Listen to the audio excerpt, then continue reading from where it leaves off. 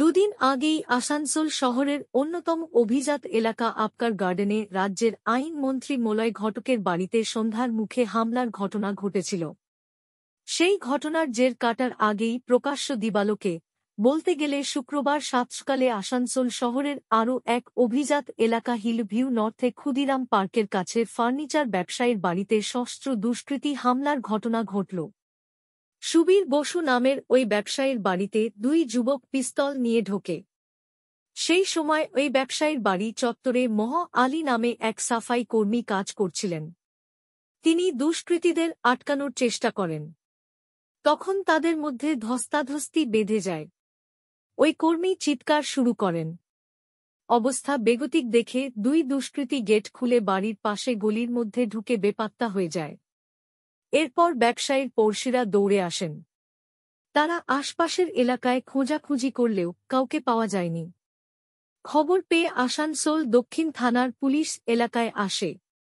তবে ওই ব্যবসায়ীর বাড়ির উল্টো দিকে লাগানো সিসি ক্যামেরায় গেট থেকে বেরিয়ে দুই যুবকের পাশের গলিতে ঢুকে পড়ার ফুটেজ ধরা পড়েছে। পুলিশ সেই সিসিটিভির ফুটেজ দেখে দুই দুষ্কৃতীর খোঁজ শুরু করেছে। ঘটনার পরেই আসানসোল শহর থেকে বেরোনোর সব রাস্তায় নাকা চেকিং শুরু করে। তবে সন্ধে পর্যন্ত কারোর হদিশ পাওয়া যায়নি। তবে সকাল 10টা নাগাদ এই ঘটনা ঘটায় হিলভিউ পার্ক এলাকার বাসিন্দাদের মধ্যে আতঙ্ক ছড়িয়ে পড়েছে। তারা বলেন, দিনের বেলায় এইভাবে বাড়ির মধ্যে বন্দুক হাতে দুষ্কৃতীরা ঢুকে পড়ছে। তাহলে রাতে কি হবে? আমাদের নিরাপত্তা কোথায়?